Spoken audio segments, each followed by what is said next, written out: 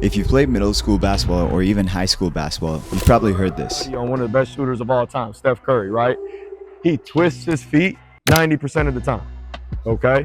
Now, Steph Curry shoots about 40% from three. In the 10% of the shots that he doesn't twist his feet and he stays locked in, he shot 90% or 70%, sorry, okay? If he's shooting 70% without twisting his feet, imagine how good of a shooter he could be. First of all, no hate to this video or this trainer at all, because this trainer's right. The better your feet are early, the more efficient your shot will become. But if Curry knows this, why is he still turning his hips when he releases? It's because the game isn't perfect. The game forces us to work for open looks. Although it's great to find moments where our feet are perfect, training for these imperfect moments allows us to find better connection in our body for those ideal moments.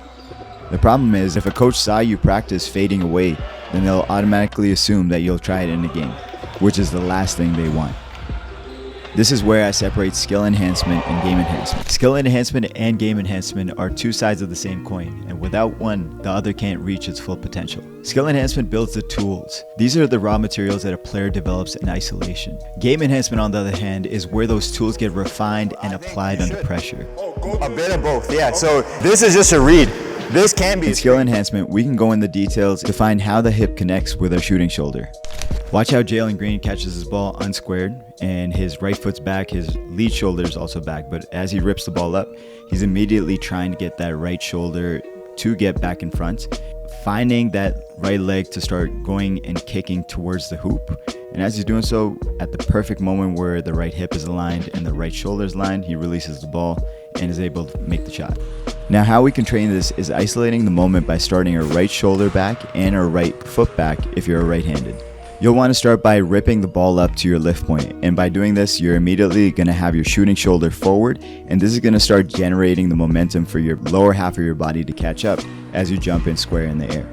Now, unless you stop this, the momentum is going to overturn you, so we want to use a balance kick to start squaring ourselves off to the basket and preventing that overturn from happening. If you're doing this right, you'll notice that your right leg is kicking out towards the hoop, and your other foot's being used for the landing. Spend about 10 minutes trying to do this drill and see how many reps you can make in those 10 minutes on the right side, and repeat it on the other side. On the opposite side, your right shoulder and your right foot's already leading, so on this, toes are starting facing away, but as you jump, you want to rip that ball up to your lift point and find that square in the air again. As you're twisting towards the hoop, you want that right leg to kick out again and releasing when that right hip and the right shoulder are lined up perfectly to the basket.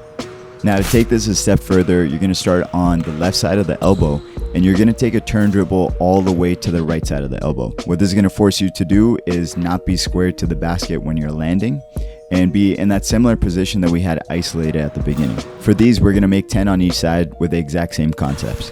Now, when you work on your game scenario, the balance kick will make your regular jumper feel more connected in the perfect moments and the imperfect moments.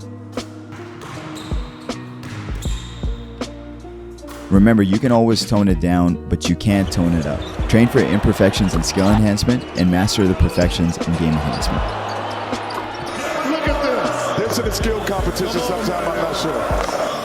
This is why this event, it always comes down to this. And you've had the chance. Conspicuously silent at the offensive end. Not in Halliburton's circle, not to mess with his shot. As Halliburton. Shout out to everybody who commented shot print on the last video. I'm going to reach out to you guys right away. And we went from 2 people to 6 people because there's so many comments. So if you guys continue showing a lot of love, I'm going to try to find different ways to be able to give back and engage with you guys and help you guys out in your game. Make sure to like and subscribe. And thanks for checking this video. And I'll see you guys in the next one.